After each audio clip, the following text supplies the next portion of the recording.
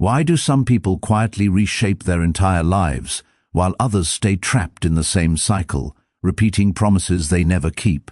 It's not because one group is luckier, more gifted, or blessed with extra time.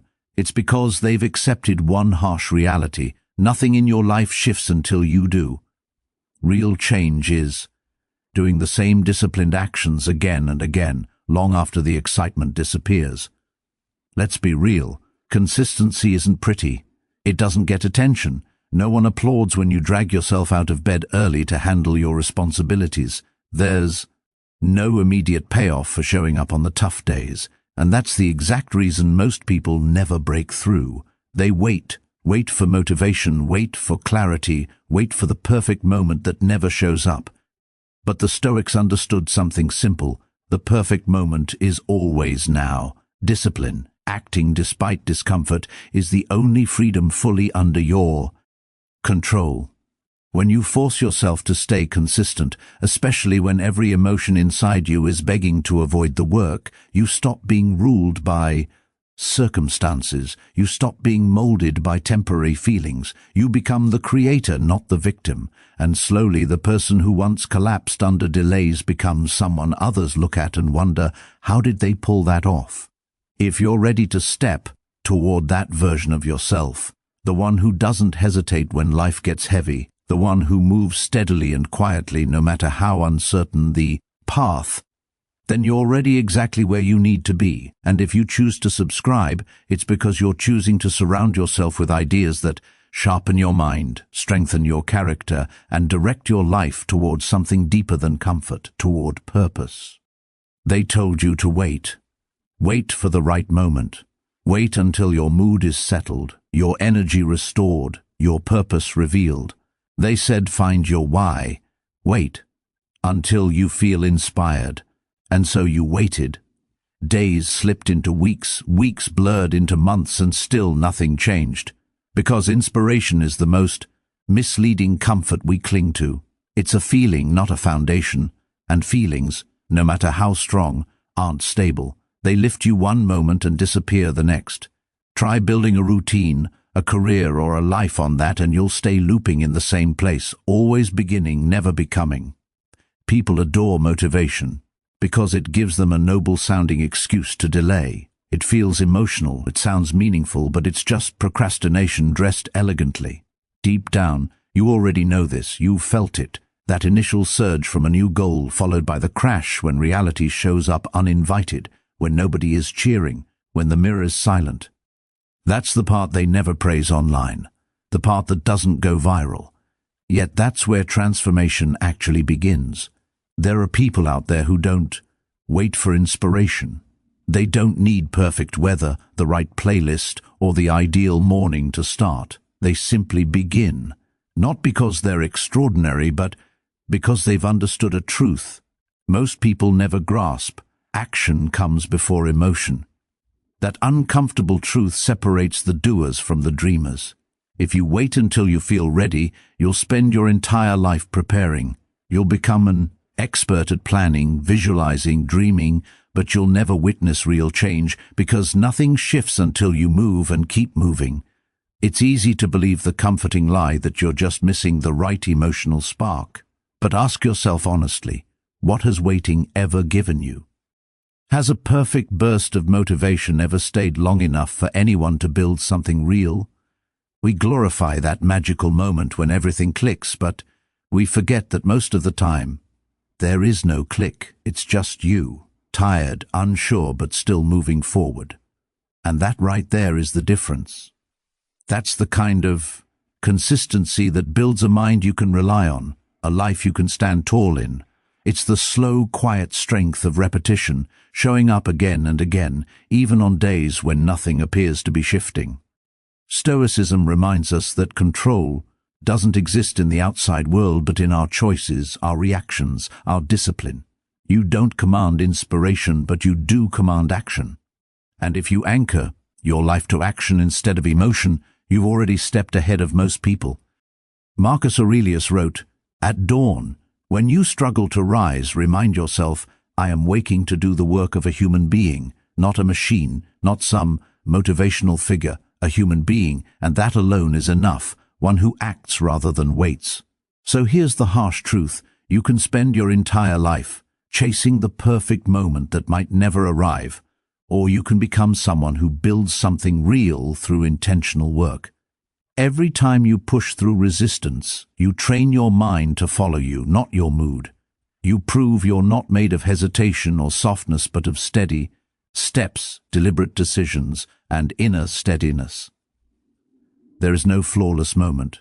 There is only the moment you choose to begin and refuse to quit. Everyone else is chasing sparks, chasing highs, chasing some magical feeling that tells them it's time. But emotions are like clouds, beautiful, dramatic, constantly shifting. You cannot build a life on clouds, but you can build one on rhythm, on showing up at the same hour, in the same space, regardless of whether the sky is calm or storming.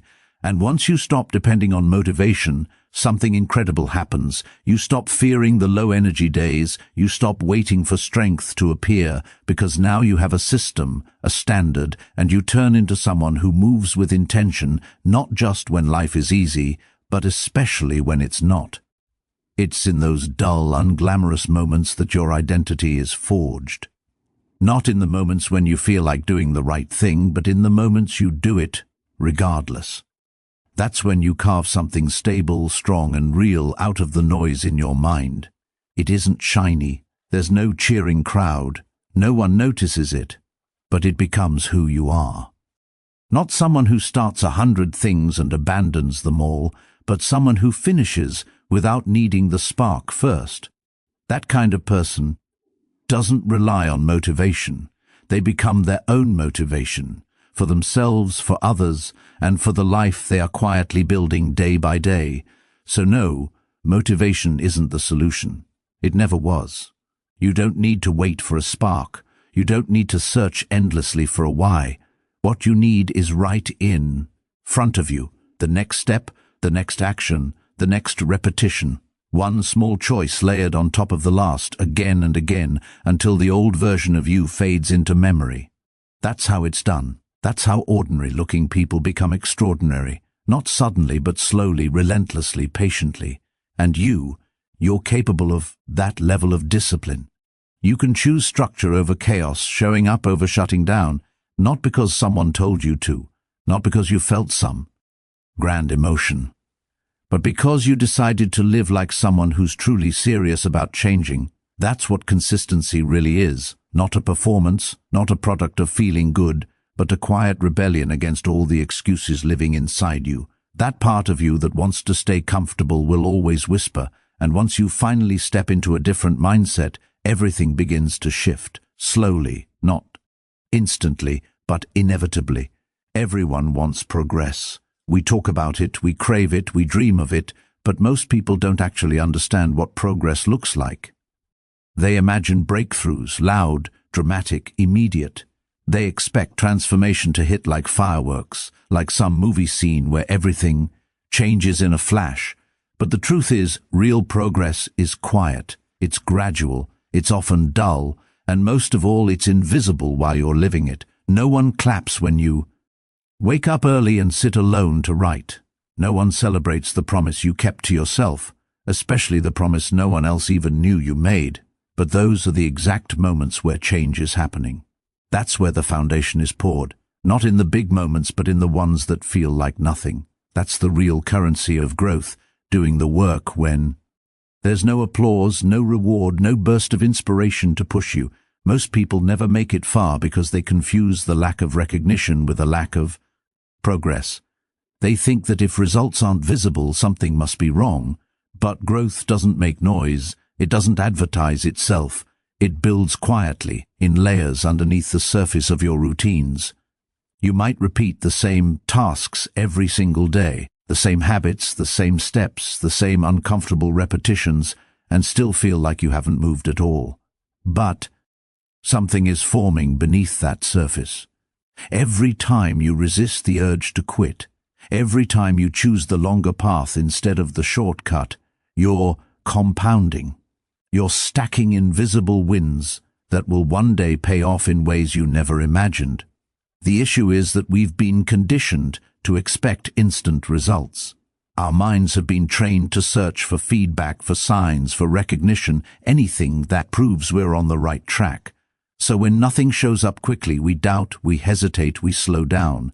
But Stoic wisdom reminds us that your responsibility is not to control the outcome. Your responsibility is to stay present with the process. Marcus Aurelius said, "Don't expect the world to stay consistent if you yourself aren't consistent." Consistency isn't about speed, it's about direction. And if you keep moving forward, even slowly, even imperfectly, you're winning in ways the world cannot yet measure. The most dangerous lie you can believe is that small things don't matter, that skipping one day won't hurt, that cutting a small corner won't change anything. But it does, because you're not only building results, you're building identity. And identity is shaped by what you allow from yourself. If you let yourself off the hook every time you're tired, bored, or unmotivated, you teach yourself that your word carries no weight. But when you stay consistent, even when no one is watching, even when no one acknowledges it, you teach yourself something far more powerful: I can be relied on. That's not just discipline, that's self-trust. And trust is what keeps you steady when everything else around you breaks. Progress is not a dramatic transformation. It's the slow erosion of weakness, the quiet strengthening of discipline. It's rarely obvious. But if you stay persistent long enough, you'll eventually look back and realize everything about you has changed. You'll notice it in how you react to stress, how you recover from setbacks, how you carry yourself. Not because your circumstances changed, but because you did, quietly, consistently, one deliberate step at a time. The mistake most people make is measuring progress too early. They plant a seed, water it once, and wonder why there's no tree. But nature doesn't work like that, and neither does your growth. There are seasons of planting, seasons of watering, and long seasons of waiting.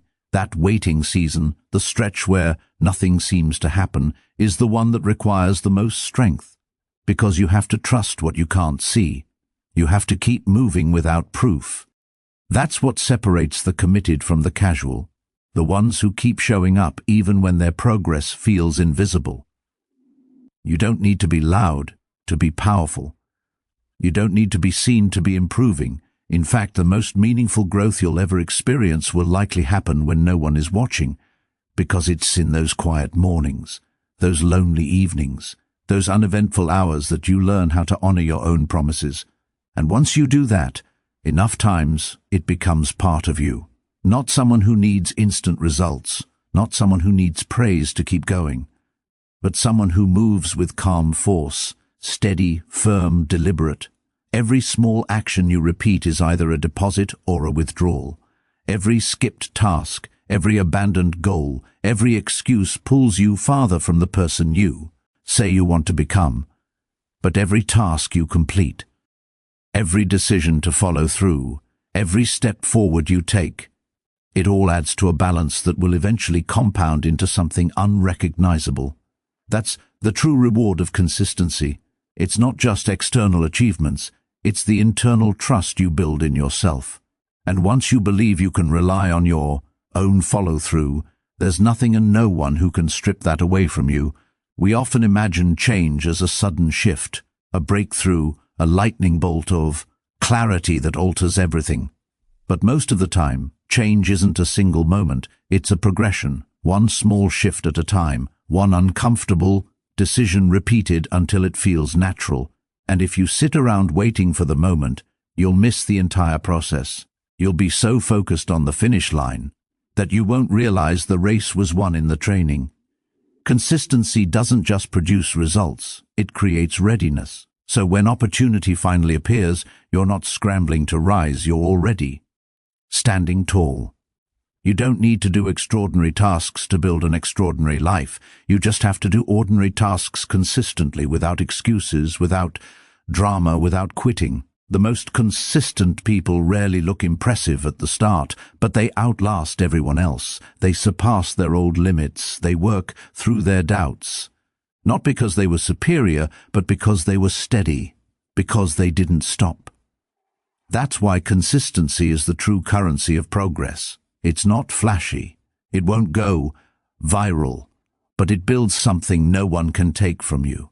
Real change, the kind that actually stays, the kind that turns effort into excellence, it doesn't happen through explosions of momentum. It happens through rhythm, through steps repeated one after another until you stop trying to become the person you admire and simply are that person. Everyone feels unstoppable at the beginning. There's a rush that floods in when you commit to something new. It feels powerful, hopeful. You imagine what your life will look like if you finally follow through. You see the outcome so clearly, the transformation, the pride, the recognition. And for a while, that vision fuels you. You move quickly, you feel lit up. The discomfort is still there, but it's buried under the excitement of beginning. You're not thinking about the real cost yet, you're just enjoying the momentum. But eventually, something shifts. The excitement fades, the spark softens, and suddenly the path that felt so bright and fast becomes heavier, longer, quieter. And that's when most people disappear. Not because they lack ability or intention, but because they never prepared for the stage that comes after the spark, the moment when the emotion dies and the real work begins. That dividing line isn't loud. It arrives silently. You skip one day. You promise yourself you'll get back to it tomorrow. But tomorrow feels heavier than today. You scroll instead. You justify it. You wait for that opening surge of motivation to return, but it doesn't, because that kind of energy was never designed to last. Motivation is ignition, not fuel. Once the fire is lit, your job isn't to chase sparks. It's to keep the flame alive. That's the part no one likes to acknowledge. The grind after the glory, the repetition after the rush. But that's where the real transformation sits. The truth is, you don't actually become disciplined until you're bored, until you're tired, until you don't want to show up, but you show up anyway. That's when consistency becomes real, when it's no longer about emotion, but about honoring the promise you made, not to the goal, but to yourself. That's when you build something sturdy, not a burst of effort, but a foundation, something that doesn't crumble the moment you don't feel like it. Carl Jung said discipline is the bridge between the conscious and the unconscious. When you force yourself through the empty days, you're not just forming a habit, you're creating a version of yourself who no longer needs emotion to move. You're making your values stronger than your moods. And that's how inner strength is built, not in inspiration, but in silent repetition. People assume success is about talent, luck, or timing. But most of the time it's about endurance. It's about who can keep going when the thrill disappears, when the novelty wears off, when the task becomes real work, yet they continue anyway. That's when you pull ahead, because while most people are waiting for their excitement to return, you're moving through the resistance. You're adapting. You're learning to work without needing to feel good about it. And that skill changes everything. There's a quiet pride that comes from doing what no one sees, from showing up when no one is cheering, from staying loyal to your path, even when it feels like you're walking alone. That pride isn't loud. It doesn't need validation. It builds a form of self-respect that no amount of praise can replace. Because you know what you endured, you know what you pushed through, and that private knowing becomes your internal anchor. This is the part almost no one prepares for. They read about success. They get excited by speeches and dreams, but they never ask themselves the real question. What happens when the motivation fades? What carries me then? If your answer is nothing, you'll break. If your answer is, I'll wait until I feel it again, you'll slow down sometimes. But if your response becomes, I'll keep moving anyway, then you're already ahead, because you've stopped relying on what wobbles and started building on what can't be shaken. The toughest days aren't the ones where everything falls apart. They're the ones where nothing shifts. No visible progress, no praise, no momentum, just you. The routine, and that quiet voice inside whispering, why are you even doing this? And if you don't have a reason grounded deeper than hype, you'll walk away. But if you do, if your reason is tied to discipline, to values, to a clear vision of who you're shaping yourself into, then those flat days become holy. They become the evidence that you're not built. Like most people survive on quick wins. They need results to fuel them. But real transformation happens inside. It's invisible. In the beginning it feels like you're stuck, until suddenly everything is different, and that kind of shift doesn't come from bursts. It comes from patience. It comes from staying long enough for the process to sink in, for the repetition to turn into rhythm, for the discomfort to feel normal. You don't need to be exceptional to endure. You just need to release the craving for excitement.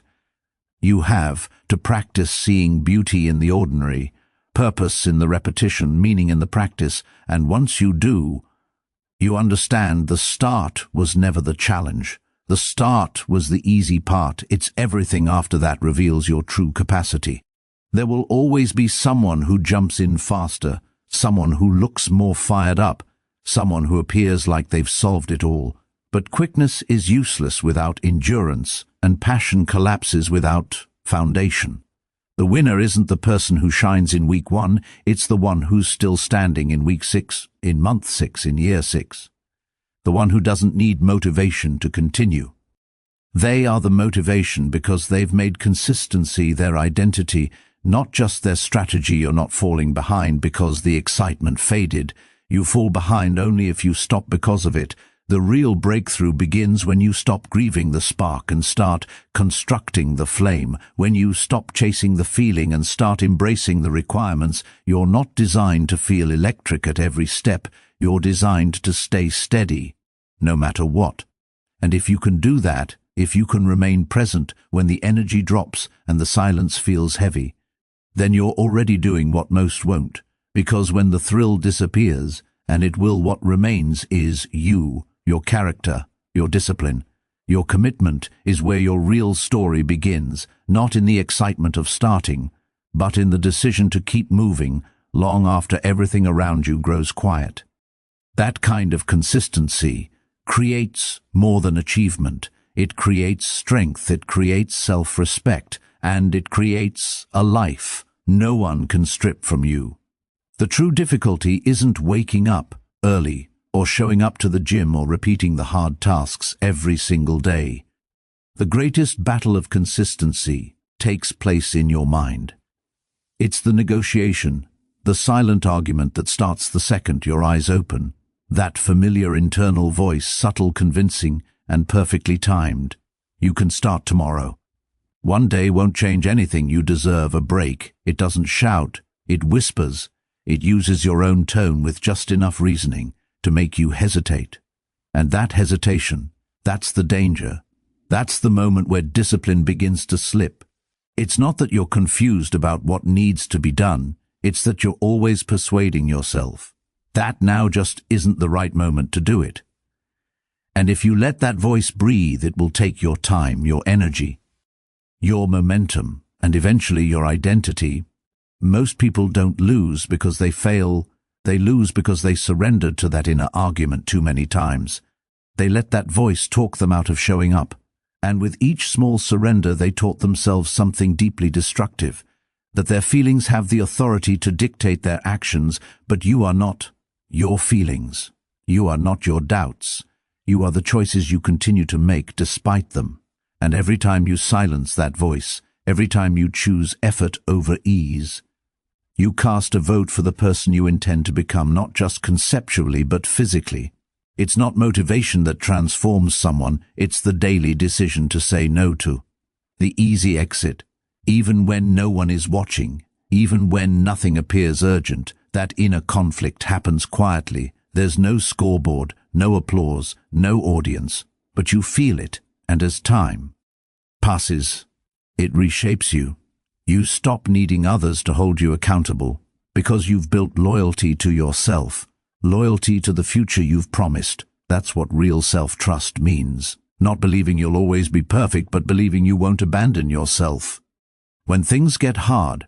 And that trust is worth more than any streak, any routine, any goal, because it's what sustains you when your goals feel far away and your plans fall apart. It doesn't change instantly in the beginning. That voice is powerful. It knows your habits, it knows your weak spots, it's patient, but so are you, and each time you act, anyway, not flawlessly but consistently, you shrink that voice. You reduce its influence, you strip it of its authority, and in its place a new quality grows, a quiet clarity, a solid strength that isn't loud but unwavering. You start walking through resistance instead of avoiding it. You stop debating with yourself and begin directing yourself. Carl Jung once said, "Who looks outside dreams, who looks inside awakes." That voice within you isn't your enemy, it's your opportunity. It's the mirror where you face your truest self, and when you learn to approach it not with fear, but with patience, you stop fearing it. You stop running from your own thoughts.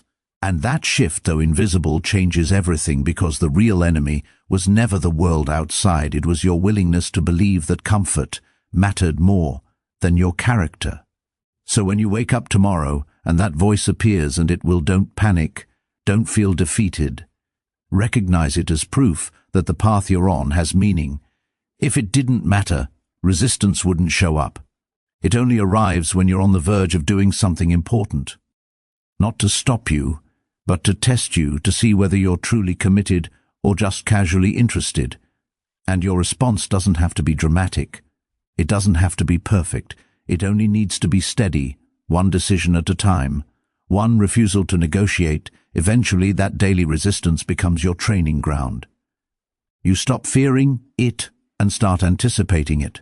And with enough repetition, the choice to act becomes automatic, not because the voice disappeared, but because you stopped treating it like an instruction. You started treating it like background noise, and that noise, once overwhelming, slowly fades as you keep moving forward. That's not just routine, that's real strength, the kind that doesn't depend on mood, on willpower, or even certainty, but on your quiet devotion to doing the right thing anyway. This is what separates those who stay consistent. They're not emotionless, they're not built differently. They've simply understood that every moment of hesitation is a chance to either trust their excuses or strengthen their discipline, and each time they choose action, they shrink the distance between who they are and who they're trying to become. It's not flashy, it's not traditionally inspiring, but it's powerful, because when that distance shrinks, you stop feeling like an outsider in your own life. You become aligned with your thoughts, your choices, your direction. There's a quiet kind of freedom in living this way, not the freedom to do whatever you want whenever emotion strikes. That's chaos pretending to be expression. Real freedom is doing what benefits you even when you don't want to. It's staring your excuses down and saying, "Not today," and meaning it. Not because you need to prove something, but because you understand what happens when you don't. You've seen the cost of surrender, the regret, the lost momentum, the slow fading of trust in yourself. And you've chosen to stop paying that price. You don't need a flawless plan to win this inner war. You need steadiness. You need to show up enough times that your nervous system stops interpreting discipline as suffering and begins seeing it as normal, as peace, as clarity. And that comes only through repetition, through choosing again and again to be the kind of person who doesn't let temporary thoughts derail long-term direction, the kind of person who acts because it's necessary, not because it's thrilling, because it aligns, not because it excites. Over time, this rewires something in you. You shift from being the person who looks for reasons to act to being the person who doesn't even consider the option of skipping. The question is no longer, will I do it? The new question becomes, how quickly can I begin? And that shift changes everything, your energy, your concentration, your identity, and you begin to see that the version of you who hesitated, who looked for the escape, wasn't weak. They were simply waiting to be led, waiting for you to stop debating and start directing. That's the real purpose of this inner battle. Not about perfection, not about performance, but about leadership, self-leadership, the ability to move yourself when every part of you says wait, to choose what's right instead of what's easy, to trust that the person you're building is worth more than the comfort you're giving up. And once that trust becomes strong enough, the battle quiets not because resistance disappears, but because you no longer fear it. You've confronted it, you've stood through it, and you've kept going anyway. You don't wake up one morning suddenly transformed. Real change grows subtly. It begins quietly beneath the surface in the choices no one notices and the victories no one claps for. Discipline doesn't arrive with a grand announcement or a sudden rush of triumph. It develops slowly in the background. One choice at a time, you say you'll do something and then you follow through. That's how it begins, not because the feeling aligned, not because someone held you accountable, but because you honored your word. And that simple act, that follow through, starts to reshape the entire story you've been repeating to yourself. You stop defining yourself as someone who tries and start recognizing you're becoming someone who does, not occasionally, not when it's convenient, but consistently, even quietly. The world chases visibility. If something can't be posted, shared, measured, it feels like it didn't exist. But the transformations that matter most are the ones that unfold in silence, not because they're weaker, but because they're yours. Identity doesn't shift when people applaud. It shifts when you show up for yourself, when nobody else is around, when you refuse the easier path, not once but repeatedly, and begin associating your own inner voice with commitment, not excuses. That's when you become someone you can rely on, not only in the big dramatic moments, but in the small forgettable ones that slowly shape who you're becoming. Most people believe identity is fixed, a label handed to them. I'm just not disciplined. I've always been this way. But that's a story, a narrative built in moments of disappointment repeated. So often, it begins to masquerade as truth. The real truth, identity, is elastic. It stretches and reshapes itself based on how often you show up and what you're willing to accept from yourself. If you keep breaking your own promises, even in small moments, your self-image starts to crumble.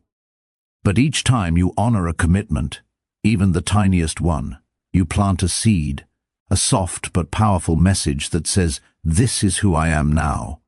And the more often you repeat that action, the deeper that message settles. You begin to feel it in your posture, in the way you talk to yourself during difficult moments. You stop needing motivational phrases to convince yourself, because your actions have already proven your character. And when your identity shifts from feeling-based to action-based, everything moves differently. You stop chasing motivation. You stop depending on routines just because they feel good. You show up simply because that's what someone like you does now. Someone who has discipline woven into their nature, not because they re-gifted, but because they made it part of their rhythm. There is no unconscious force stronger than the way we define ourselves. If you believe you're inconsistent, you will behave that way, even when you desperately want change. But when you act in ways that contradict that belief consistently enough, it loses its authority. You're not pretending you're replacing, you're using behavior to rewrite an outdated identity that no longer fits you. It doesn't require grand moves. In fact, the smaller the action, the more powerful it becomes, because small is sustainable. Small becomes routine, and routine becomes identity. Making your bed each morning, sitting down to write for 10 minutes, even when nothing comes. Choosing water instead of another coffee. Turning off distractions when it's time to focus. These aren't productivity strategies. They're micro-decisions that rebuild your relationship with yourself. They say I matter enough to show up for, and that truth repeated over and over reshapes your core. You begin to trust yourself again, and trust is everything without it. Even the best strategies collapse under self-doubt. With it, even uncertain paths feel possible. Because you're not relying on chance or hope, you're relying on your history of behavior. You've seen what you choose when things get hard. You've watched yourself push through discomfort, and that memory becomes your fuel. It becomes evidence that you're not who you once were. You're becoming someone entirely new, someone steadier, clearer, more rooted. It's important to remember, this evolution doesn't come with applause. No one will reward you for taking the harder path. No one will admire your early morning writing session or your quiet moments of restraint. But over time, that invisible discipline becomes visible in every part of your life, in your steadiness, in your composure, in your ability to remain unshaken when everything else crumbles, and you no longer do. It's not a change others notice first. It's one you feel, one that becomes unbreakable because you constructed it with your own effort. When you begin acting like your future self, something unexpected happens. The space between who you are and who you aim to be begins to close, and eventually it disappears. You stop feeling like someone with potential and start becoming someone with integrity.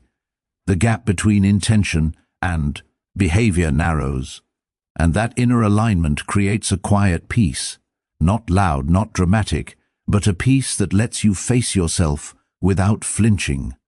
The beauty of this process is that it belongs to everyone. You don't need talent, you don't need a perfect history, you don't need a new week or a new month, you just need to start now. With one small choice aligned with the person you want to become, and then another and another. Not because you're chasing a quick transformation, but because every action is a vote. Every action strengthens identity. Every action whispers, "This is who I am." And eventually that whisper becomes a voice. That voice becomes conviction, and that conviction becomes reality. This isn't about being flawless. You will have off days, you will slip, you will miss a step. But consistency isn't the absence of falling, it's the commitment to rise again every time you rise. You reinforce your identity more powerfully, because now it isn't just discipline, it's resilience. You've shown yourself that even when you break pattern, you rebuild it, that even when the narrative tries to pull you backward, you can write the next chapter. You are not fixed. You are not trapped in a past version of yourself. You are adaptable, shapeable, growing, and the tool you control is your action. Use it intentionally. Use it quietly. Use it repeatedly. Let your behavior reveal the truth of who you are, even before your beliefs catch up. Let your choices introduce you to the future version of yourself, the one who keeps going, the one who doesn't need attention, the one who knows exactly who they are because they've proven it quietly again and again. Some days everything in you resists moving, not because you're unmotivated, not because you don't care, but because your emotional atmosphere feels heavy, chaotic, unclear. You might wake feeling off without understanding why. You might begin the day with direction, only to feel that direction collapse under emotional weight you didn't choose. That's the nature of feelings. They shift without reason. 1 hour you feel sharp and ready. The next you feel dull and withdrawn, and the mistake many make is assuming these feelings get to dictate the day, but they don't. Your emotions are not the steering wheel, they're the weather, and weather is meant to be observed, not obeyed. That's the core of Stoicism, not denying emotion but acting wisely despite emotion. You don't need confidence to take action. You don't need inspiration to do what matters. The world won't freeze until your mood improves. Life continues. Responsibilities remain. The people who succeed long-term aren't the ones waiting for the perfect mindset. They're the ones who work through the imperfect one. The strongest people feel everything. They've simply learned to distinguish between emotion and action. It's easy to think clarity should come first, that once you feel good you'll behave well, but that sequence rarely plays out. Waiting for motivation, for clarity, for the right mood becomes its own trap. What actually drives change is behavior when you act according to your values. Especially when your emotions say otherwise, you reclaim your power. You prove to yourself that internal weather is not your ruler. You're grounded. You can stand. Even in emotional storms, there's a unique strength in doing the right thing on the wrong day. It's not glamorous. No one notices it. But those moments become the spine of self-respect. When you move without waiting to feel ready, you redefine readiness itself. It becomes less about how you feel and more about what you choose, and choice is always available. Regardless of circumstances, regardless of inner chaos, you always choose your next move. You can feel tired and still write. You can feel anxious and still show up. You can feel lost and still take one step. Carl Jung said, "You are what you do, not what you say you'll do." That truth becomes even sharper when emotions cloud your vision, because when feelings dominate, We live in intentions: I want to, I plan to, I meant to, but intention without follow-through creates emptiness. You may deeply wish to grow, but desire alone doesn't move you. Action does. And if you can act while uncomfortable, uncertain, or emotionally low, that's when your identity truly changes. Not because you fixed your mood, but because you rose above its influence. And the truth is, emotions lie. They exaggerate, they distort, they whisper fears that feel real. If you trust everything you feel, you'll spend your life chasing illusions. Not everything that demands your attention is urgent. Not everything that weighs on you is impossible. That's why your role isn't to wait for feeling to guide you. It's to act first and let clarity follow. Often movement produces the emotional shift you've been anticipating. Action is the cure to stagnation. It doesn't have to be flawless, it just has to start. Consider how many times you delayed something because your mind didn't feel ready. How many chances you let slip by waiting for inspiration. How many ideas you kept silent because you didn't feel brave enough to express them. The irony is, each time you hold back, you reinforce the belief that your emotions hold authority, that you must seek their approval. But what if you didn't? What if you acted anyway, not to punish or prove yourself, but because you respect your own commitment enough to follow through regardless of the mood at hand? This perspective isn't detachment or coldness, it's liberation, the kind of liberation that comes from refusing to be a prisoner of your shifting internal state. Feeling deeply isn't the problem. What matters is how you navigate those feelings. Whether you react or whether you stay grounded, whether you drift or decide, it's not about silencing emotion, it's about choosing not to let it determine who you become. When you act in line with your principles, even when it's difficult, your internal dialogue begins to shift you. No longer say, "I'll wait until I feel better tomorrow to start." Instead you say, "Even if tomorrow is hard, I will continue." That subtle pivot is what separates chasing fleeting progress from actually creating it. It's the difference between emotional dependence and emotional discipline. One breeds regret, the other builds trust. Trust in yourself, trust in your path, trust in the process. Some days won't feel victorious. There will be flat days, frustrating days, days when your mind feels cluttered and your energy feels far away. But those days aren't failures, they are tests, and how you respond becomes your proving ground, not just for discipline, but for clarity. You start learning the difference between discomfort that must be endured and distraction that must be ignored. You begin constructing a life not dictated by volatility but by what is steady, your choice to act anyway. What if you stopped waiting for the perfect mood to perform? What if you treated discipline not as rigidity or punishment, but as a return to alignment, a quiet reclaiming of the self you've chosen to be even when it's hard? That's the kind of consistency that doesn't falter when moods shift or fog sets in. It stands, and by standing it becomes real strength. Not showy, not loud, but immovable. There's a rhythm to life that can only be found when you cease chasing emotional highs and start honoring commitments, when you stop asking how you feel and start asking what matters when each day begins. Not by evaluating your mood, but by reminding yourself of what you're constructing. That rhythm becomes internal harmony. It doesn't mean you don't feel. It means you no longer obey what you feel. You obey your principles, you obey your vision, you obey the future you're shaping. And that future doesn't rely on emotion, it relies on aligned action. That's the line between a drifting mind and a focused one, a wandering life and a meaningful life. You don't need to feel ready, you simply begin again and again, until beginning is no longer optional, it's your nature. There comes a point in everyone's journey when silence becomes overwhelming, no applause, no recognition, just you, your effort and the echo of your own footsteps.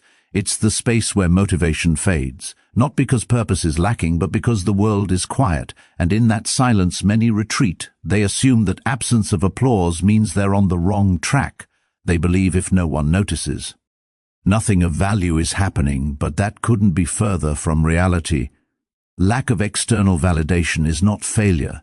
It's a test to see if you act for outcomes or because it aligns with the person you've chosen to become when you tackle something truly difficult. It's natural to crave recognition, a nod, like a pat on the back. It feels like proof that it mattered, but true transformation doesn't announce itself.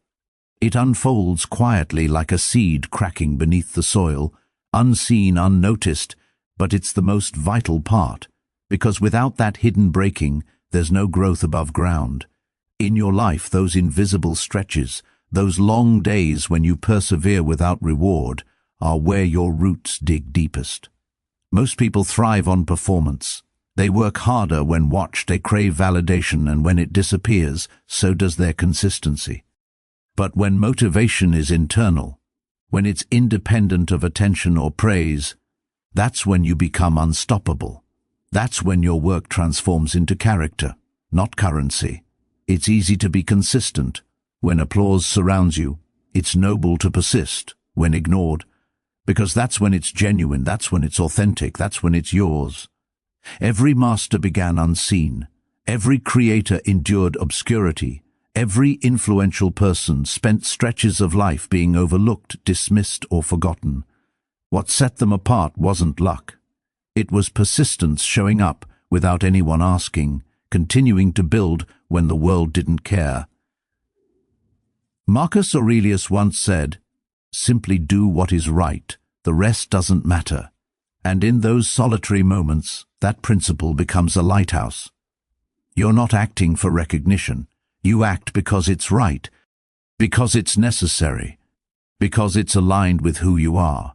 A profound freedom emerges when you stop needing someone to notice, when you stop letting applause validate your direction. You own your discipline. You create not for approval, but for alignment. You train, you write, you study, you construct, not because anyone sees, but because you do. And in the end, you are accountable to yourself. You are the one who knows if you kept your word, if you gave your all. When no one was watching, if you stayed true to your mission, even in silence. This isn't to say recognition doesn't feel good. It does. We are wired for it. But when applause becomes essential, not a reward, that's when you surrender power. You let others dictate your path. And that's dangerous. Applause is fleeting, unpredictable, sometimes absent entirely, and if your consistency hinges on it, you'll falter. You'll require constant reinforcement, and you'll stop when it vanishes. But if your perseverance is rooted in your values, your vision, your identity, that's when it becomes sustainable, unshakable. Each silent act strengthens a part of yourself untouchable by the outside. You cultivate resilience, self-trust, and clarity. You distinguish yourself from those driven solely by external markers. You become a person of depth, not just performance. The shadows become your training ground. The quiet becomes your proving ground. And absence of applause becomes your instructor. Because here's the truth. Applause doesn't build you discipline. Does applause doesn't sharpen your skills. Repetition doesn't need applause to root your purpose. Conviction does, so stop chasing external noise. Stop gauging your progress by how many eyes are on you. Start measuring it by how many promises you keep to yourself when no one is watching, because that is what builds confidence. That is what earns self-respect. That is what transforms effort into real growth. There's a profound beauty in watching someone evolve quietly. They don't broadcast their intentions. They don't seek validation for every step. They simply move steadily and consistently. They rise early, they stay late, they improve inch by inch, day after day. And eventually, the results speak so loudly that silence is impossible. But by then, the applause no longer matters. Because they are already deep in the work. They are already the person they aspired to be. And whether the world recognizes it or not, they have already won. If you are walking a lonely road now, where it feels like no one sees your effort, keep going. If you are building something from scratch, brick by brick with no recognition, keep laying each stone. If you are improving quietly, away from the spotlight, keep ascending. The applause may arrive or it may not. But what matters most is that you become someone who doesn't need it. Someone who doesn't perform for approval, but lives aligned with their purpose, because one day, long after the noise fades, and the crowd disperses, you will face only one person yourself, and in that moment, you'll know whether you lived in truth or in performance, whether you built something lasting or something hollow, whether your guide was applause or purpose. That's the real difference. So let them sleep on you. Let them ignore your work. Let them underestimate your growth. You are not here for recognition.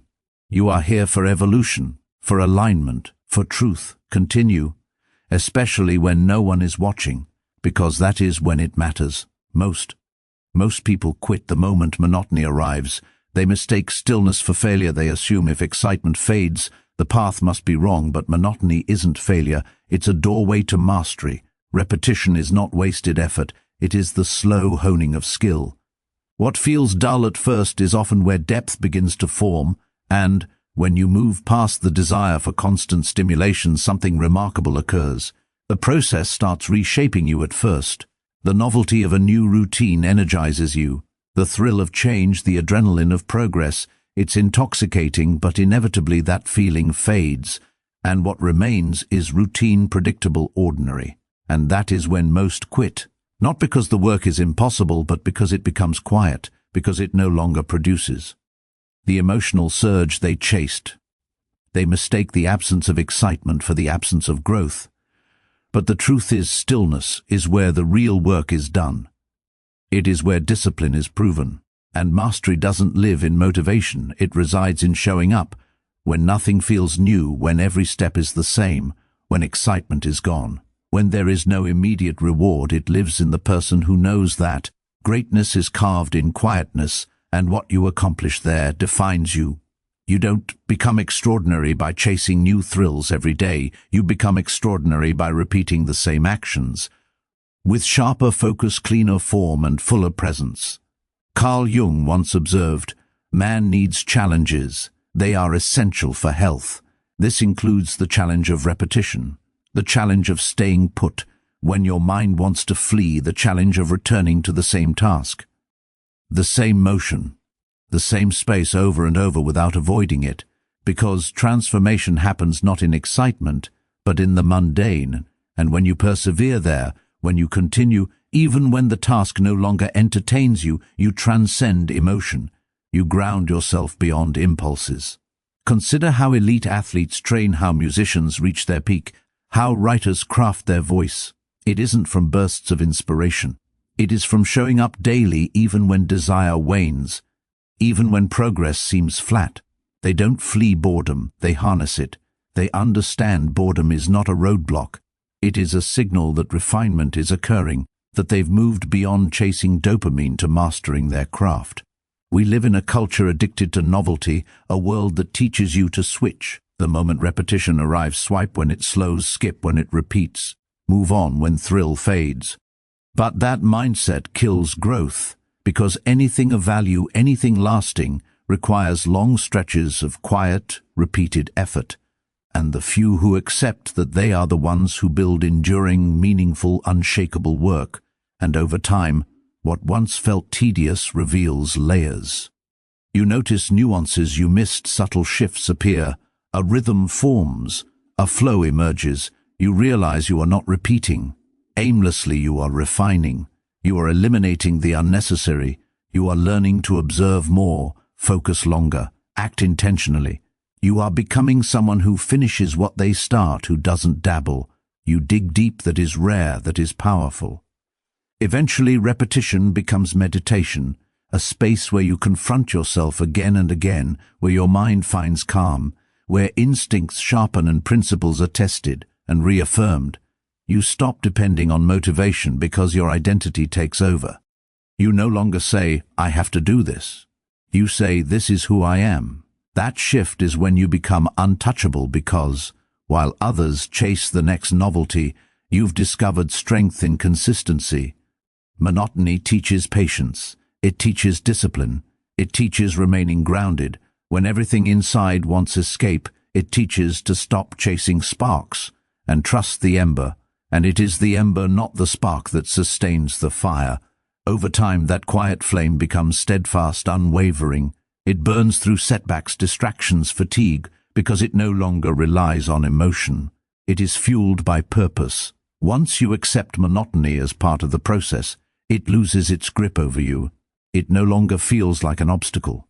It becomes a stage to master you. Learn to embrace stillness, to lean into routine, to use it as a mirror reflecting your commitment. If you only practice when it's thrilling, you'll never reach your potential. If you only create when inspired, you'll never construct anything enduring. But if you persist when it is dull, if you show up when it is quiet, if you refine when no one sees, that is how you claim progress no one can take. You'll see another truth too.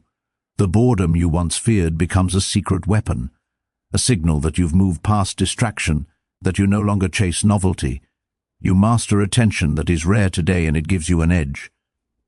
Most people never develop it because while they chase the next thrill, you've already built strength in the familiar. You've embraced repetition, turned routine into meaning, and grown within the grind, and that is the transformation that changes everything. You stop fearing monotony. You see it as a teacher. You learn from it, you grow through it, you build within it. And gradually, it shapes you into someone unshaken by fleeting feelings or distracted by shallow excitement. You become consistent, grounded, focused, not because life entertains you, but because you thrive even when it doesn't. So the next time monotony arrives, don't flee, stay. Observe what occurs when you persist. Notice how your patience stretches, how discipline strengthens, how mastery unfolds. That is the edge, that is power, that is where true mastery begins, not when you feel ready, but when you act anyway, again and again, until what once felt tedious transforms into your brilliance. Change rarely announces itself. It doesn't knock or flash fireworks. It doesn't leave signs along the way. Progress happens quietly. Behind the veil of your ordinary days, you wake up, follow your routine, repeat the same actions, and wonder if anything is actually shifting. That's the trap. You expect change to feel dramatic, but most of the time it feels like nothing at all. And yet beneath the surface something is always moving steadily, silently, permanently.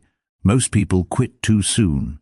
Not because the path was impossible, but because they couldn't see the results they planted. Seeds nurtured them for a week. And when nothing sprouted, they assumed the soil was barren. But growth follows its own rhythm. If you rush it or dig too early, you'll never witness what was about to bloom. The progress you hope for is often happening while you doubt it, and the more patient you are with the quiet, the more powerful the outcome becomes. You must trust the process without proof. That's the real challenge, showing up again and again, even when it feels like your efforts vanish.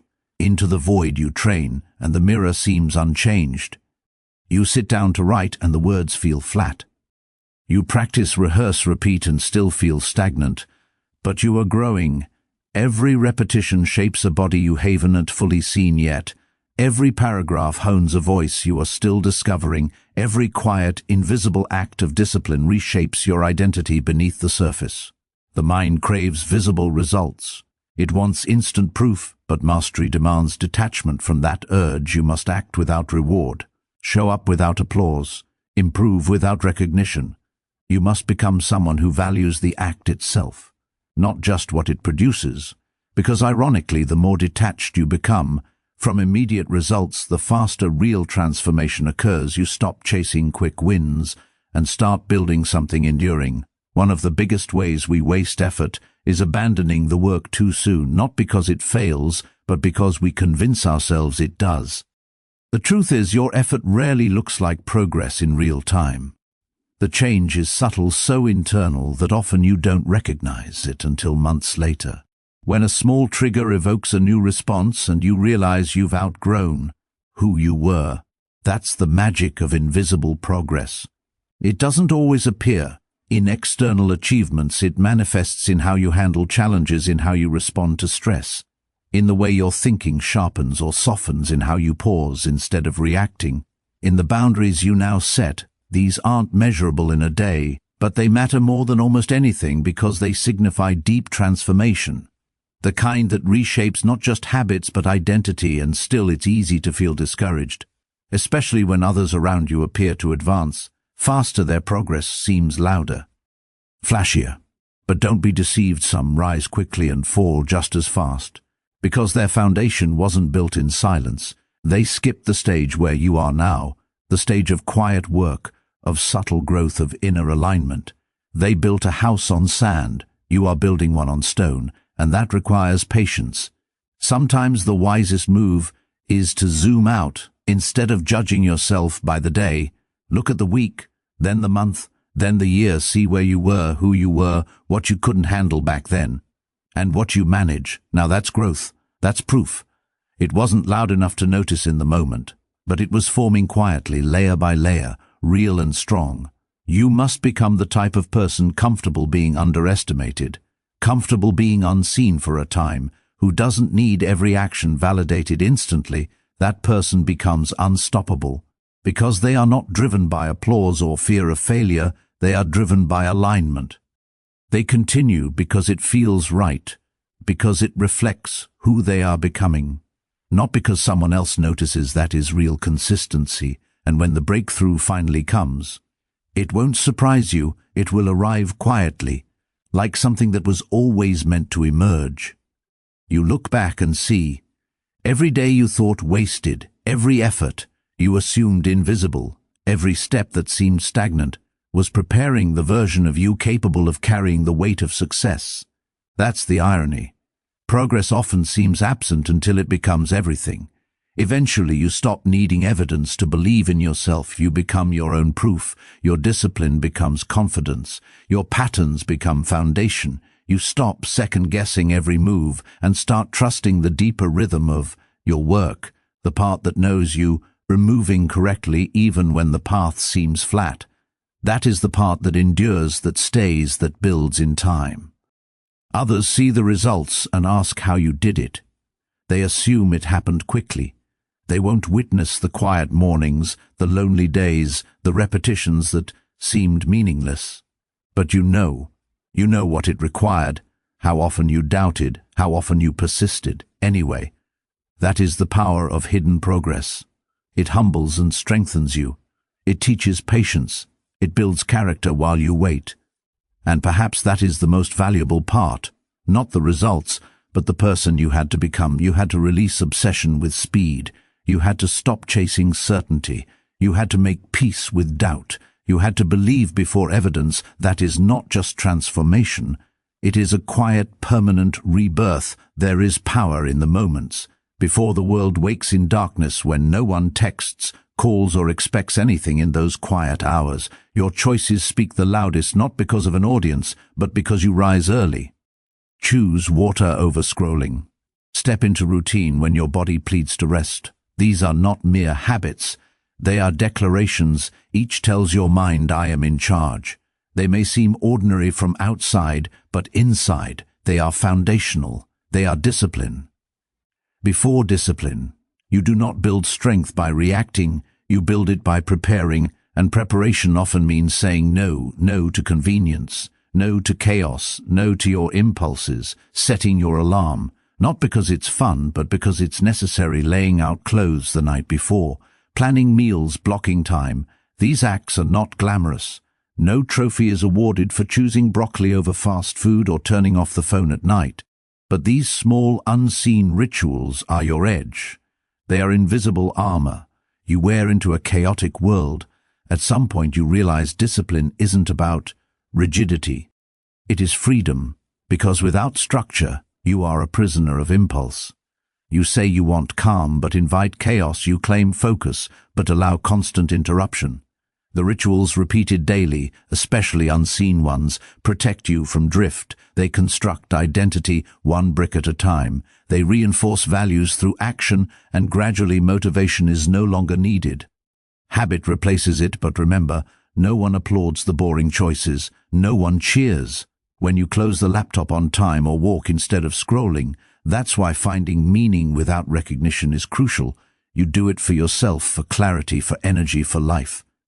Carl Jung said, "Who looks outside dreams, who looks inside awakes." These rituals are awakenings, small moments, choosing deliberate action over distraction. There is respect earned with yourself when you follow through, when you keep promises no one hears, when you become the person.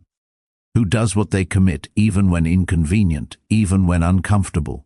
That self-respect shows in your walk, in your voice, in your presence, in how you respond when challenges hit.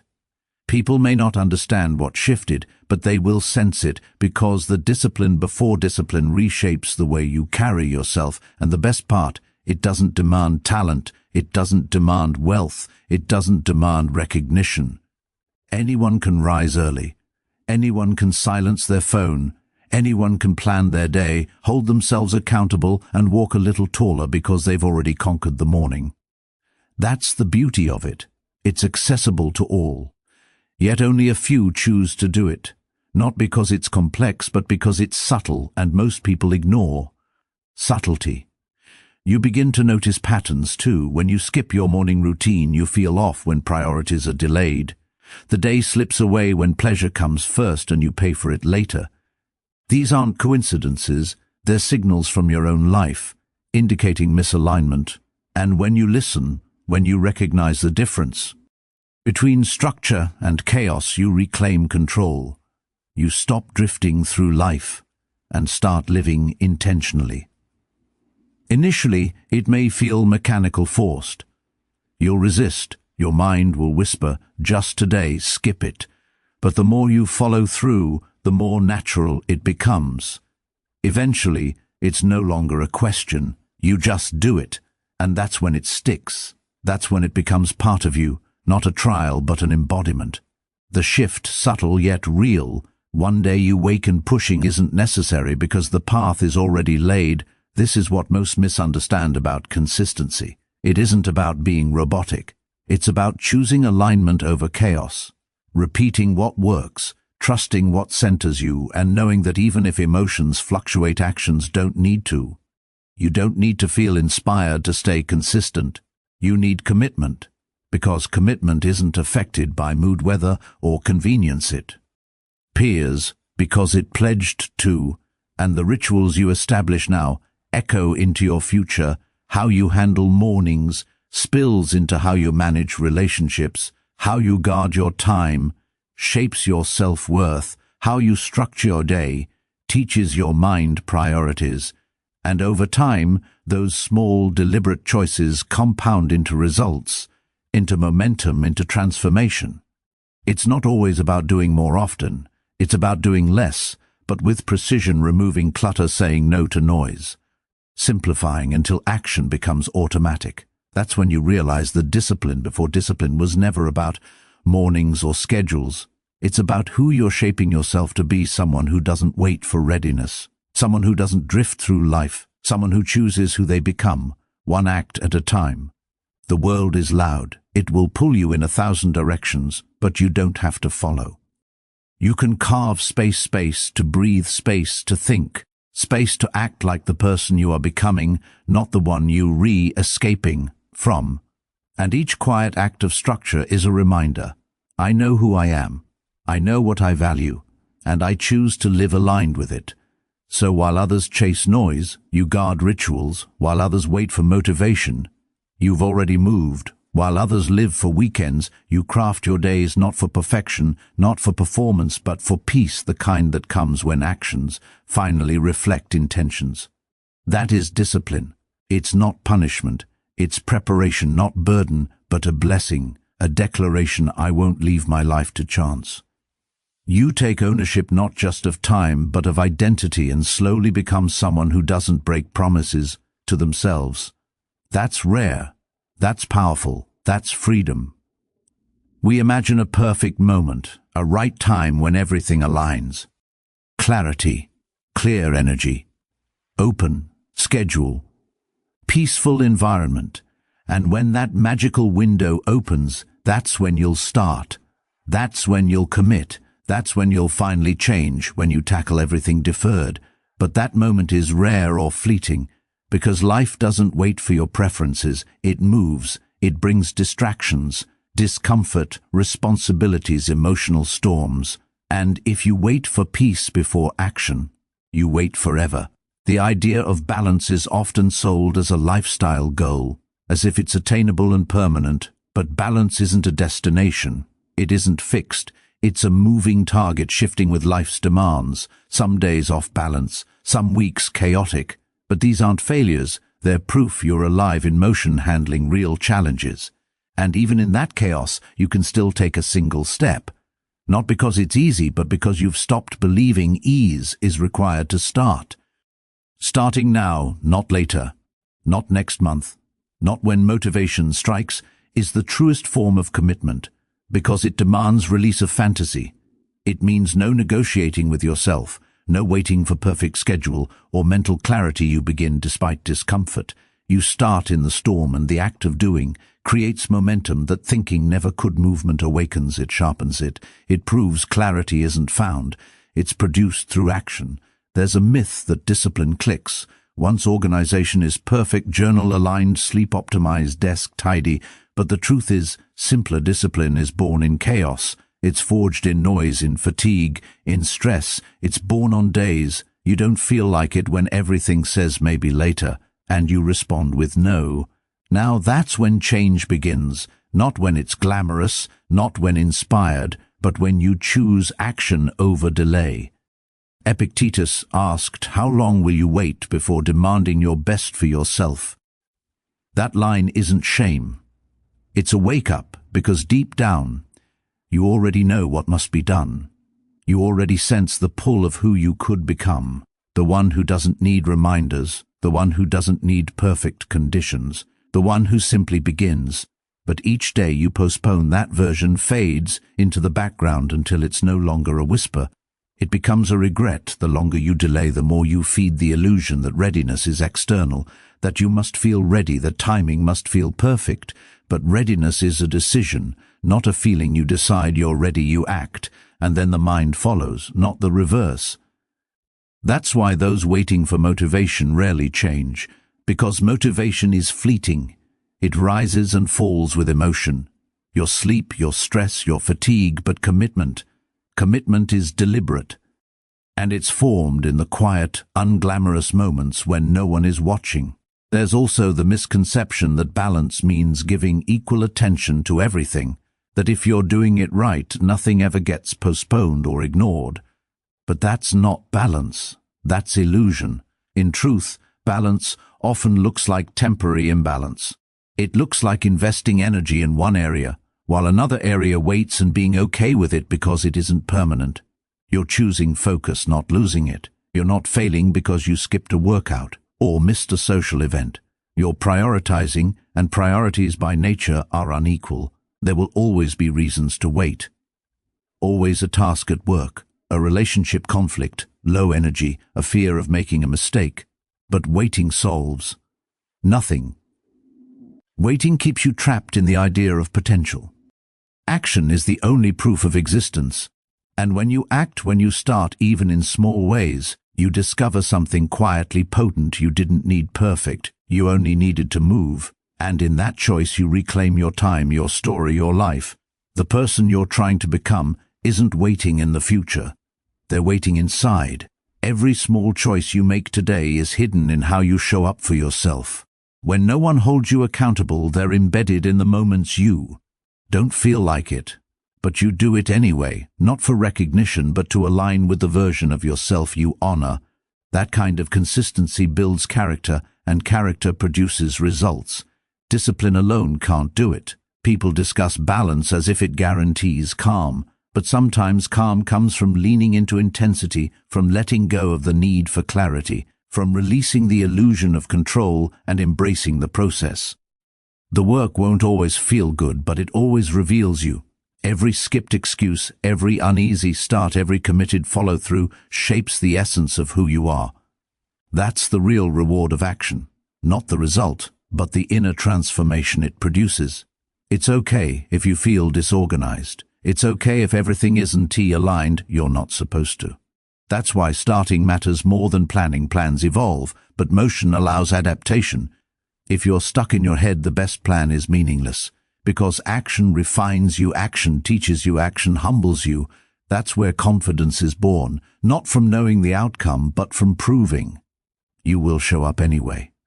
There's quiet power in abandoning the myth of balance, and realizing now, not later, is the starting point. This moment doesn't need to be perfect. It only needs to be yours. Claim it. Take the first step, not because it's simple, but because you're tired of stagnation. You'll never feel ready, but you are more than ready enough, and the person you'll become is already inside, waiting for you to stop waiting, because ultimately it's not the perfect plan or the ideal moment that transforms life. It's the imperfect action you repeat, even when inconvenient, even when silent. That's what shapes you. That's what constructs a life that doesn't rely on motivation but on movement. And that movement starts now. We often blame ourselves for everything, for distraction, for lapses in motivation, for failing to follow through on the promises we made to ourselves. Reflection is important, but it can quickly become self-reproach. We say we're lazy, undisciplined, unfocused, as if character alone defines behavior. But what if it's not you? What if it's your context? Because the truth is your environment shapes you in ways you rarely notice, and sometimes changing your space alters life faster than changing your mindset ever could. Your surroundings aren't neutral. Every object you see, every sound you hear, every person you meet sends silent signals to your brain, signals that influence focus, emotions, and habits. A cluttered desk doesn't just appear messy, it overwhelms your mind. A phone nearby isn't passive. It tempts you. A chaotic home isn't mere noise. It becomes your internal climate. And the hardest part is it occurs silently. You don't always sense it. You just notice thinking is harder. Moving is harder. Staying consistent is harder. That's why willpower alone isn't enough.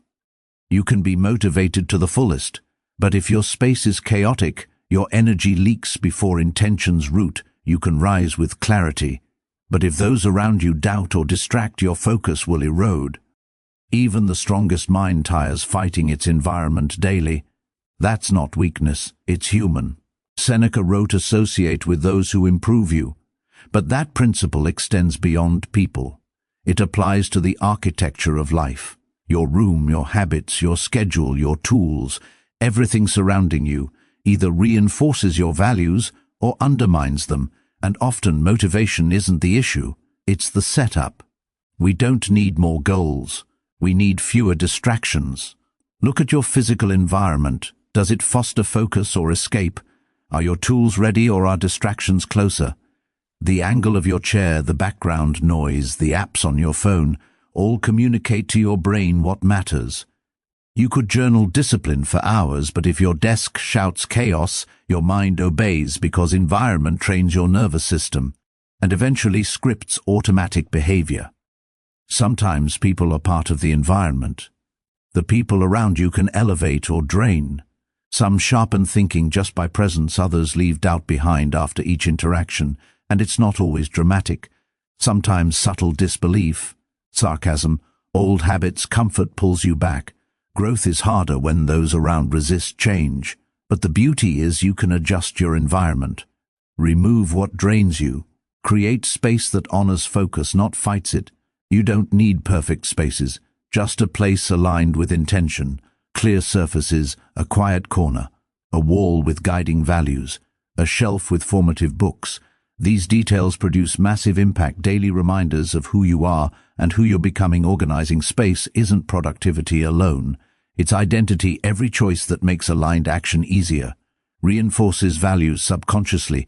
Every obstacle removed preserves energy. That's not discipline. That's design. And when you intentionally craft your surroundings, life flows naturally. You no longer push the boulder uphill. You move with less resistance naturally.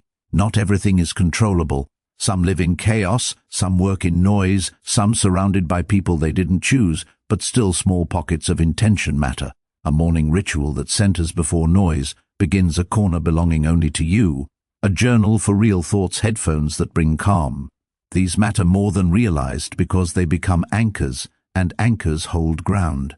Ignoring environment leads to self-blame. You believe weakness blocks you, not realizing you try meditating in the middle of a storm. You think motivation is lacking, but actually distractions overwhelm as the misunderstanding compounds. You start thinking discipline isn't for you, forgetting it's the battlefield, not you. Carl Jung said, until unconscious is conscious, it directs your life and you call it fate. Environment is part of that unconscious, and until seen clearly, you'll wonder why focus fails, why consistency slips, why life feels harder, once visible though. Once you see your power in space, you stop forcing progress. You start crafting conditions for growth. There's freedom in controlling what you can, even if just a desk, even if just wake time, even if just morning playlist. These small acts create ripples, and ripples become momentum.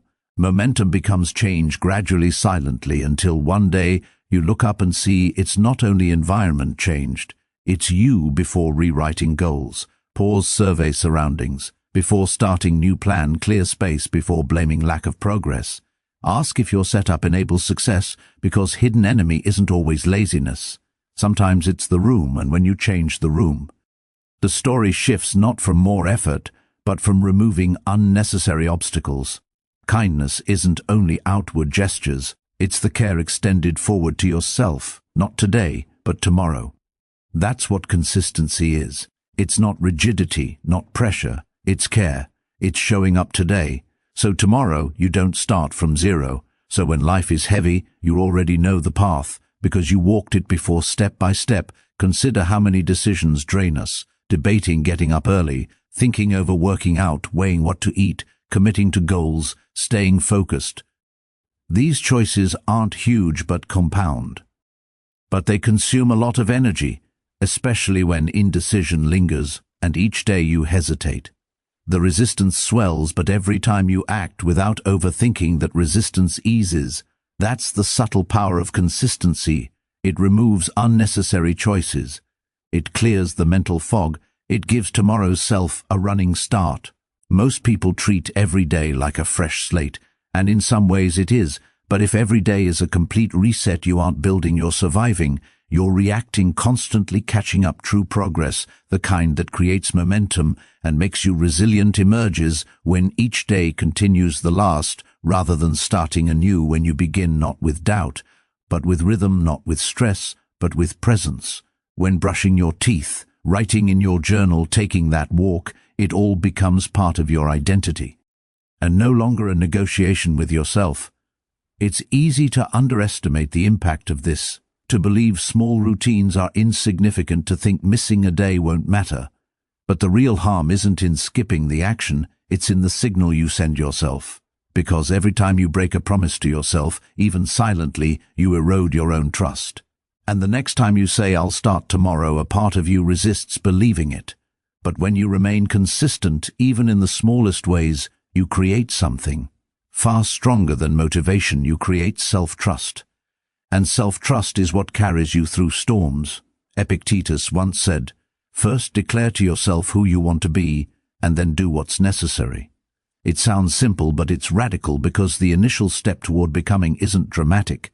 It's not a sudden transformation. It's repeating small actions again and again, until they form the path you walk automatically. It's packing your gym bag the night before, reading a single page, even when exhausted. It's going to bed without scrolling endlessly. These choices don't seem monumental, and that's the point. The future isn't built in one leap. It's built in thousands of quiet moments. Consistency isn't flashy. It doesn't demand applause. You won't receive a standing ovation for showing up every day, but in a world obsessed with peaks, consistency is what actually transforms you, because peaks are temporary. They burn brightly, but they fade. Consistency, though slow, is enduring. It strengthens the foundation. It persists when excitement fades. It adapts when life complicates. It ensures that when moods fluctuate, your habits remain intact. People wait for inspiration, the right frame of mind, the surge of motivation, but that makes your future self reliant on chance, on feelings, on external events, and that's fragile. Consistency instead constructs a life that doesn't depend on mood. It gives you a path to follow. When your mind is cloudy, when your body is weary, when emotions rage, you don't have to think, you just move. You don't fight yourself. Follow the framework you've established. Even 5 minutes daily is impactful, even a single small action, because consistency isn't about duration, it's about identity. Each repeated action signals, "This is who I am," and with enough repetition that identity becomes ingrained. You no longer need willpower, you no longer need hype, you simply act. And that's when change takes root, when habits carry you rather than the reverse. Sometimes we fear consistency will dull life, that repeating the same actions daily robs freedom, but true freedom isn't doing whatever you please. It's having the authority to act on what matters even when you don't feel like it. It's being someone reliable not just to others but to yourself. And that freedom doesn't restrict, it liberates, because when fundamentals are solid, when core habits are stable, your mind can explore, innovate and grow beyond imagination. It's tempting to believe our future hinges on a single opportunity, a lucky break, a breakthrough, yet most who are ready for these moments are those who practiced quietly for years. They didn't rely on a single instant to succeed. They simply kept moving, and opportunity caught up. That's the essence of consistency. It creates opportunity. It develops skill. It leaves space for the future self to thrive without pressure, because groundwork is laid when acting today. Imagine that future self, the tired one, the doubtful one, the one questioning every choice. Give them fewer battles, fewer decisions. Give them a structure, a rhythm, a route already set. Don't just live for now. Leave a trail that loops back to purpose, even amid chaos, because today's consistency makes tomorrow gentler. So don't wait for inspiration. Don't wait for perfect alignment. Just do the small thing repeatedly over and over. And one day you'll look back realizing it wasn't willpower that transformed you, it was patience. Quiet, steady, deliberate kindness toward the person you were becoming all along. Many believe transformation comes from intensity, from extreme effort, the big push, the overnight session, the complete overhaul, the giant leap that supposedly changes everything. But intensity, while striking, is fragile. It can't last. It leans on emotion, motivation, the perfect storm of urgency and energy, and when life stops being dramatic, which it inevitably does, the momentum fades too.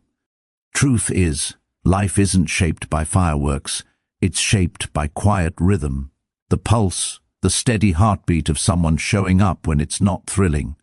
That's what most miss. They chase peaks, they live for highs, the rush, the apparent fast progress. And when that pace fails, they fall, thinking they're flawed, lacking discipline, unfit for success. But the only issue is the pace they chose. Real transformation isn't a sprint, it's rhythm.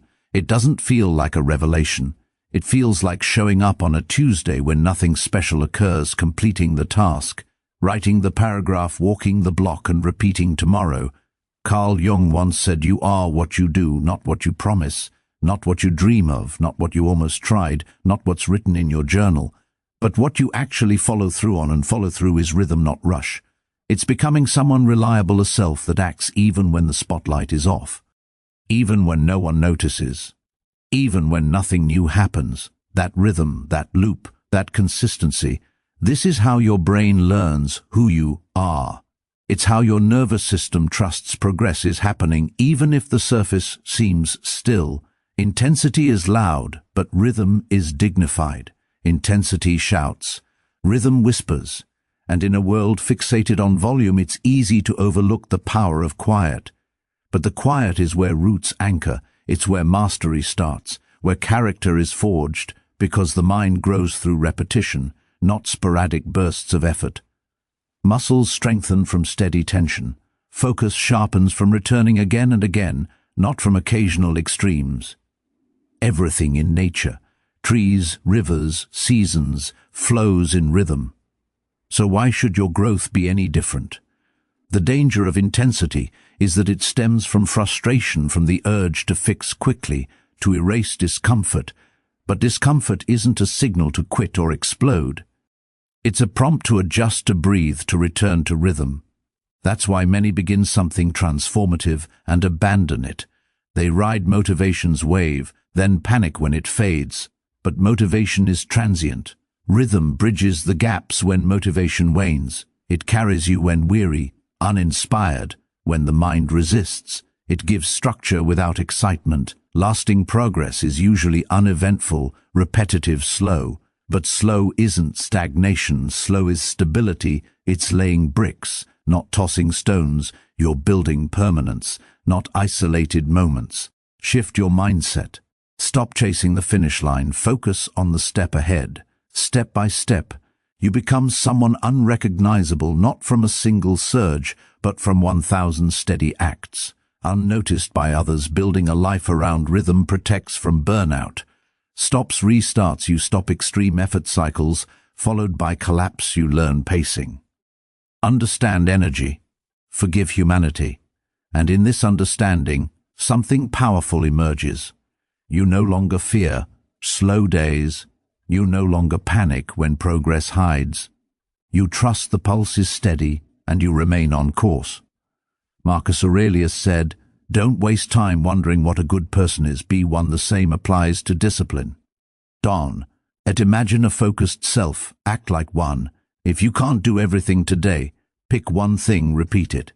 Make it rhythm, because even one repeated act can redefine identity. It doesn't have to be massive, it has to be authentic.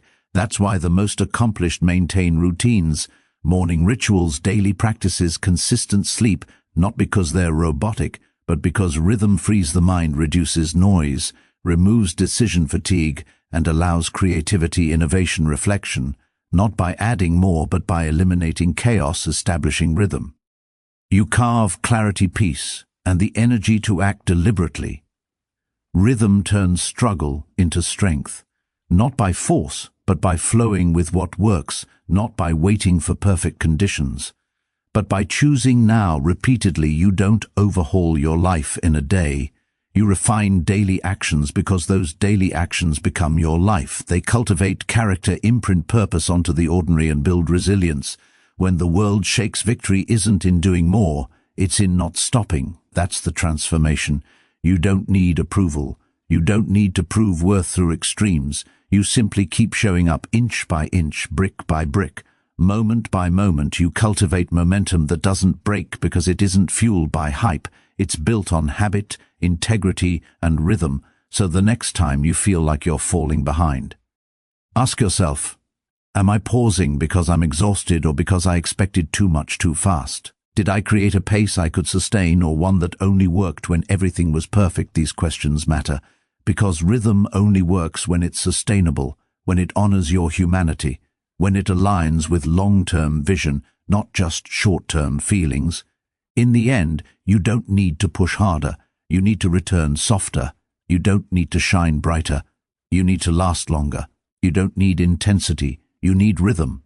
Quiet, simple, unshakable rhythm. That's the path, the key, the way to become someone who doesn't just start things, but finishes them and then begins again. Some days feel heavier than others, not because the world shifted, but because something inside you dimmed. The spark that usually drives you forward flickers. Thoughts you usually silence grow louder, and every part of you whispers the same line. Not today, not now. Let it slide, skip the effort, rest instead. Delay instead. And most days rest is wise. Slowing down is smart. But then there are the days that test something deeper than motivation. The days that ask not if you're excited, but if you're committed. The day you refuse to quit. That's the one that changes everything. It doesn't look like triumph. It doesn't feel like a breakthrough. It feels like dragging your body through resistance, doing the work with no reward in sight, choosing discipline over mood. That's the moment no one applauds.